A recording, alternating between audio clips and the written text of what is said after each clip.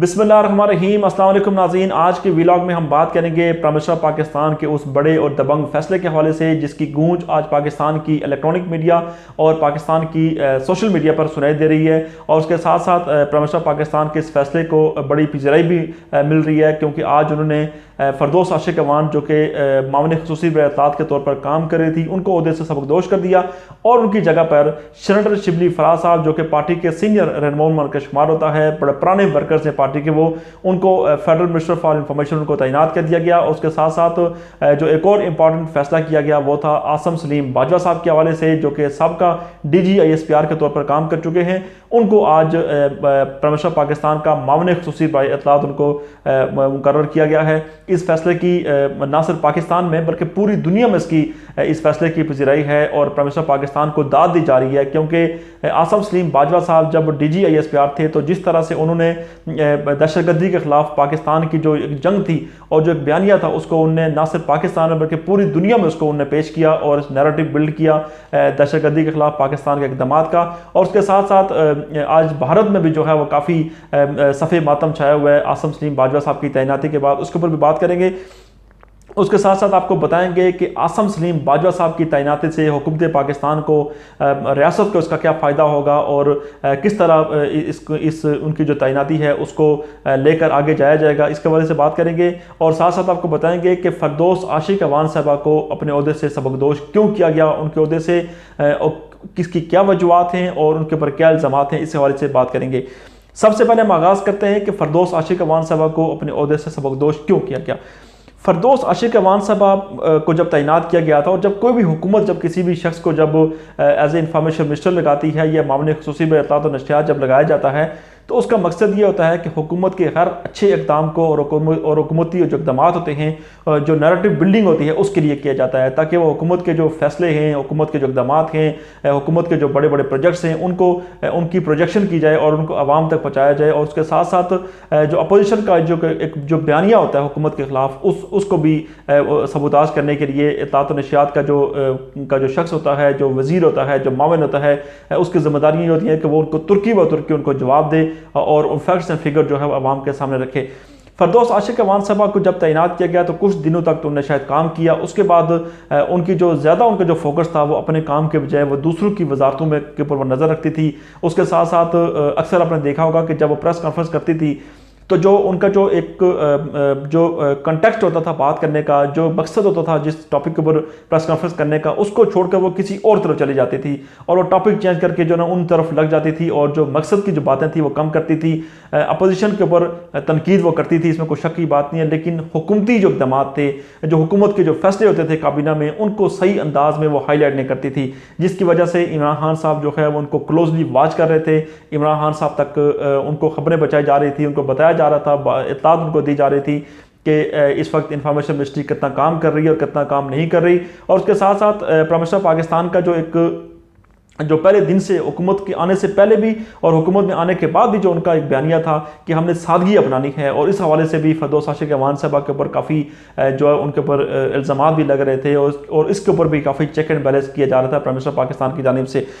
جو بڑی وجوہات تھی جس کی وجہ سے ان کو ہٹایا گیا، آپ نے دیکھا ہوگا کہ پچھلے کچھ عرصے سے سول ملٹری تعلقات کے حوالے سے کافی منفی خبریں پھیلائی جا رہی تھی، اور پاکستان کی الیکٹرانک میڈیا پر تو اس کا اتنا زیادہ چرچا نہیں تھا، لیکن پاکستان کی سوشل میڈیا پر جس طرح سے خبریں پھیلائی جا رہی تھی اور جس طرح سے جھوٹی اور من گھڑت خبریں اسٹیبلشمنٹ اور حکومت کے درمیان پھیلائی جا رہی تھی، اور ایک انسرٹنٹی کی جو کیفیت جو پیدا کی جا رہی تھی، اور حکومت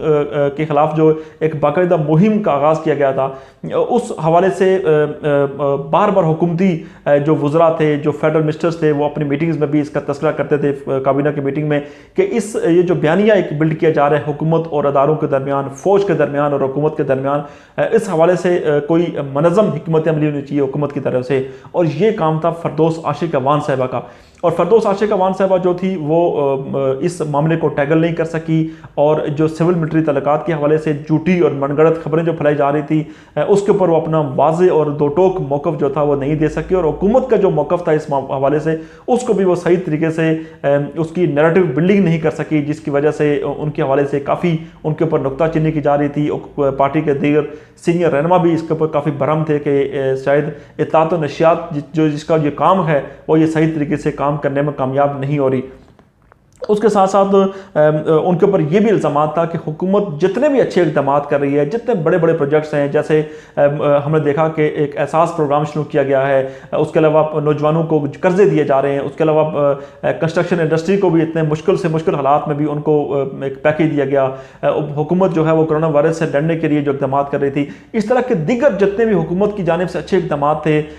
فردوس عاشق اوان صاحبہ کے اوپر عدم اعتماد کیا جا رہا تھا کہ فردوس عاشق اوان صاحبہ صحیح انداز میں اس کی پروجیکشن نہیں کر رہی، صحیح انداز میں یہ جو بیانیہ ہے حکومت کا اور جو پاکستان تحریک انصاف کا جو بیانیہ تھا اس کو صحیح انداز میں وہ ہائی لائٹ نہیں کر رہی پاکستان کی الیکٹرانک میڈیا پر، پاکستان کی پرنٹ میڈیا پر، اور خاص کر کے پاکستان کی سوشل میڈیا پر، کیونکہ ہر حکومت کی خواہش ہوتی ہے کہ وہ جتنے بھی اچھے کام کرے ان کو زیادہ سے زیادہ ہائی لائٹ کیا جائے، ان کو زیادہ سے زیادہ عوام تک ان کو بتایا جائے، پہنچایا جائے، اور ڈفرینشیٹ کیا جائے پچھلی حکومتوں کے ساتھ کہ پچھلی حکومتوں کی نسبت یہ حکومت جو ہے وہ کتنا اچھا کام کر رہی ہے۔ اور فردوس عاشق اوان صاحبہ جو ہیں وہ اس کام کو بخوبی سر انجام دینے میں ناکام ہو رہی تھی، ان کو بالکل ذرا پر وہ کام نہیں کر رہی تھی، جس کی وجہ سے ان کے اوپر اس حوالے سے بھی کافی نکتہ چینی ہوتی تھی۔ اور آپ کو یاد ہوگا پچھلے کچھ عرصہ پہلے جب کابینہ کے اجلاس ہوئے تھے تو وہاں پر ان کی فواد چودھری کے ساتھ ان کی بحث بھی کافی ہوا تھا، اور فواد چودھری نے بھی یہ کہا تھا کہ ہماری جو انفارمیشن منسٹری ہے وہ صحیح اور زبردست انداز میں جو ہے وہ پروجیکشن نہیں کر رہی، جس پر فردوس عاشق اوان صاحبہ کافی برہم ہو گئی تھی اور انہوں نے کافی غصے کا اظہار کیا تھا، اور پرائم منسٹر پاکستان نے درمیان میں پڑھ کر اس معاملے کو انہوں نے بیچ بچاؤ کیا تھا اور ان دونوں کے درمیان اس بات کو ختم کروایا تھا۔ لیکن دیگر جو وزراء تھے وہ بھی اس چیز کو بخوبی اس چیز کے اوپر ان کی نظر تھی کہ جو ان کے اقدامات ہیں، جو ان کی منسٹریز کام کر رہی ہیں، اور اس کے ساتھ ساتھ اطلاعات و نشریات کا جو کام ہے وہ صحیح طریقے سے نہیں ہو رہا۔ اس کے بعد ہم نے دیکھا کہ میڈیا کے اشتہارات کے حوالے سے، میڈیا کے 2.5 ارب کے جو اشتہارات تھے اس حوالے سے بھی فردوس عاشق اوان صاحبہ کے اوپر کافی عدم اعتماد کیا جا رہا تھا پرائم منسٹر پاکستان کی جانب سے، اور ان اشتہارات کی وجہ سے ہی جو اس کی جو کمیٹی کی جو چیئرشپ تھی وہ بھی شفقت محمود صاحب کو اس سے کروائی گئی تھی، اور فردوس عاشق اوان صاحبہ کو بالکل سائیڈ لائن کیا گیا تھا۔ اس کی بھی کچھ وجوہات اور اندرون خانہ پرائم منسٹر پاکستان کو اس کی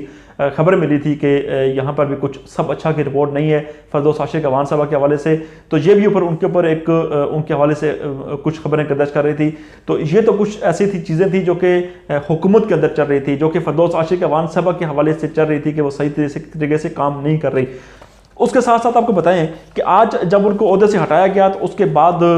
کچھ خبریں گردش کرنا شروع ہو گئی، اور وہ خبریں یہ گردش کر رہی تھی کہ پرائم منسٹر پاکستان جو تھے ان کی فردوس عاشق اوان صاحبہ کے کام کے اوپر بڑی نظر تھی، اور پرائم منسٹر پاکستان نے اسی خاطر ان کی جو کارکردگی تھی اس کی رپورٹ بھی منگوا لی تھی، اور رپورٹ کو بھی انہیں کافی کلوزلی انہیں واچ کیا کہ فردوس عاشق اوان نے اپنے ٹینیور میں کتنا ان نے اچھا کام کیا، اور کتنا انہوں نے حکومت کی پروجیکشن کی، کتنا ان نے جو ایک نیریٹو بلڈنگ تھی وہ انہیں کی یا نہیں کی، اس حوالے سے بھی۔ اور اس کے ساتھ ساتھ جو پاکستان تحریک انصاف کا ایک جو نعرہ تھا اور جو عمران خان صاحب کا جو ایک ویژن تھا کہ ہم نے سادگی اپنانی ہے، اس حوالے سے بھی جب ان کے بارے میں جب ریکارڈ طلب کیا گیا پرائم منسٹر پاکستان کی جانب سے تو وہاں پر بھی کافی حیران کن قسم کی چیزیں سامنے ہوئی، جن کی بنا پر پرائم منسٹر پاکستان نے فیصلہ کیا کہ فردوس عاشق اوان صاحبہ کو ان کے عہدے سے برخاست کر دیا جائے، ان کو سبکدوش کر دیا جائے، اور کسی نئے شخصیت کو اس عہدے پر تعینات کیا جائے۔ اب ان کے اوپر کیا الزامات تھے اور کیا فردوس عاشق اوان صاحبہ وہ کام کر رہی تھی جن کی بنیاد پر ان کو ہٹایا گیا؟ ایک تو ان کے اوپر یہ بھی ان کے اوپر الزام ہے کہ انہوں نے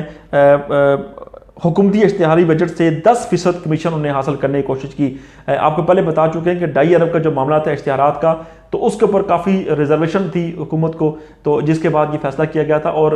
یہ رپورٹ پرائم منسٹر پاکستان کو دی گئی تھی کہ یہ جو 10% جو کمیشن لینے کی بات تھی یہ پرائم منسٹر پاکستان تک پہنچی تھی، انہوں نے اس کے اوپر تحقیقات بھی کی تھی، ایک یہ ان کے اوپر الزام تھا۔ اس کے ساتھ ساتھ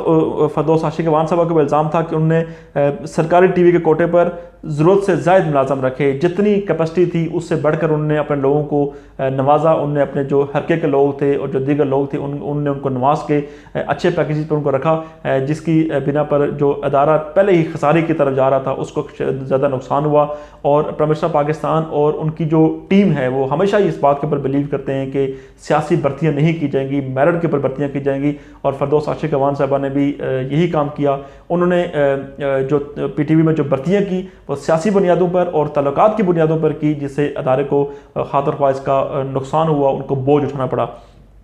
اس کے بعد انہوں نے ان کو جتنی ان کو اجازت تھی اس سے ہٹ کر انہوں نے تقریباً 2 سیکورٹی گارڈز اس میں 9 ملازم رکھے ہوئے تھے۔ فردوس عاشق عوان صاحبہ نے حکومتی خرچے پر انہوں نے یہ 9 ملازم رکھے ہوئے تھے، اور یہ بھی پاکستان تحریک انصاف کی جو کفالت شعاری کی جو مہم ہے اس کا ایک پوائنٹ تھا کہ وہاں پہ یہ کام نہیں کیا جائے گا، اور انہوں نے 9 ملازم رکھے ہوئے تھے۔ یہ بھی ان کا اپنا ایک ایسا معاملہ تھا جو کہ پرائم منسٹر پاکستان کو ناگوار گزرا۔ اس کے ساتھ ساتھ فردوس عاشق عوان صاحبہ نے 3 سے زائد گاڑیاں رکھی ہوئی تھی حکومتی خرچے پر، جن کی ان کو اجازت نہیں تھی۔ یہ بھی کام وہ پچھلی حکومتوں میں جب کاف لیگ میں تھی تو وہاں پر یہ کام انجوائے کرتی رہی۔ اس کے ساتھ ساتھ پاکستان پیپلز پارٹی کے دور حکومت میں جب وہ منسٹر تھی تو وہ اس عہدے کو انجوائے کرتی رہی، تو اسی لیے شاید ان کو یہ عادت پڑی ہوئی تھی، اور اس کی وجہ سے انہوں نے یہ جو کام کیا ہے،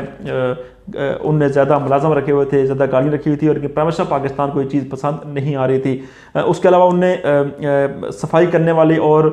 گارڈنر بھی پی ٹی وی کے کوٹے سے انہوں نے ہائر کیے ہوئے تھے، اور اب آپ اندازہ کریں کہ جو ذاتی کام بھی ان کے تھے وہ بھی انہوں نے پی ٹی وی کے کھاتے میں ڈالے ہوئے تھے۔ جب تمام کی تمام چیزیں جب پرائم منسٹر پاکستان کو دی گئی تو پرائم منسٹر پاکستان نے ان کو پھر عہدے سے سبکدوش کر دیا اور ان کو عہدے سے ہٹا دیا گیا، تو یہ ان کی وجہ بنی۔ اب ان کی جگہ پر شبلی فراز صاحب کو تعینات کر دیا گیا ہے فیڈرل منسٹر فار انفارمیشن کے طور پر، معاون خصوصی ہوں گے آسم باجوہ۔ یہ جو نئی ٹیم ہے، یہ ٹیم جب کام کرے گی تو امید یہ کی جا رہی ہے کہ بڑا کہ زبردست انداز میں کام ہوگا، کیونکہ آسم باجوہ صاحب جو ہیں وہ جب D G I S P R کے طور پر جب کام کر رہے تھے،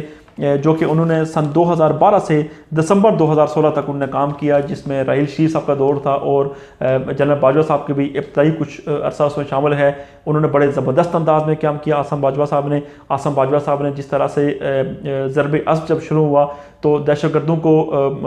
کمر توڑنے کے لیے جب افواج پاکستان جب کام کر رہی تھی تو آسم باجوہ صاحب نے زبردست انداز میں اس کی نیریٹو بلڈنگ کی، اور جس انداز میں انہوں نے اطلاعات جو تھی وہ اسے پوری پاکستانی عوام تک پہنچائی، معلومات انہوں نے پاکستانی عوام تک پہنچائی، بلکہ پوری دنیا ان کی جو ہے وہ بڑی ان کی تعریف کرنے پر مجبور ہو گئی تھی، اور ان کی تعریف کر رہی تھی کہ آسم باجوہ جو ہے اور پاکستان کا جو ادارہ جو ہے آئی ایس پی آر کا جو ادارہ ہے وہ بڑا زبردست انداز میں کام کر رہا تھا۔ تو آسم باجوہ صاحب کی وجہ سے ہی ایسا تھا۔ اور آپ کو یاد ہوگا کہ جب وہ راحیل شیر صاحب کے ساتھ کے دور میں جب وہ کام کر رہے تھے as a D G S P R, تو اس وقت ان کے کام انہوں نے راحیل شیر صاحب کو اس انداز میں انہوں نے ان کی پروجیکشن کی تھی، اس انداز میں انہیں ہائی لائٹ کیا تھا، انہوں نے پوری پاکستان کی میڈیا میں، پاکستان کی سوشل میڈیا پر اور پوری دنیا کے سامنے کہ، اور جب ان کو عہدہ جب ختم ہو رہا تھا تو یہ کہا جا رہا تھا کہ شاید راحیل شیر صاحب اگر چلے جائیں گے تو اس کے بعد کیا ہوگا، کیونکہ یہ سارا کا سارا جو کریڈٹ تھا وہ آسم باجوہ صاحب کو جاتا تھا کہ انہوں نے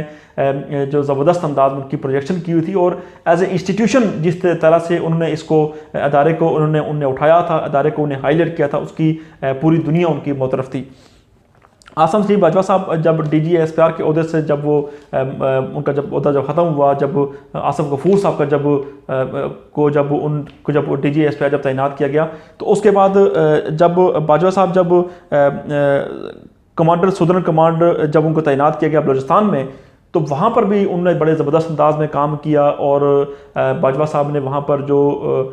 لوگوں کی جو ضروریات تھی صحت کے حوالے سے، تعلیم کے حوالے سے، ان کے اوپر کافی زور دیا، اور لوگوں کو قومی دھارے میں لانے کے لیے جو انہوں نے کردار ادا کیا، بلوچوں کو قومی دھارے میں، ان لوگوں کو جو کہ اپنے آپ کو الگ کی پسند سمجھتے تھے، ان کو قومی دھارے میں لانے کے لیے جو کردار ادا کیا، اس کی بڑی زبردست انداز میں اس کی پذیرائی ملتی تھی۔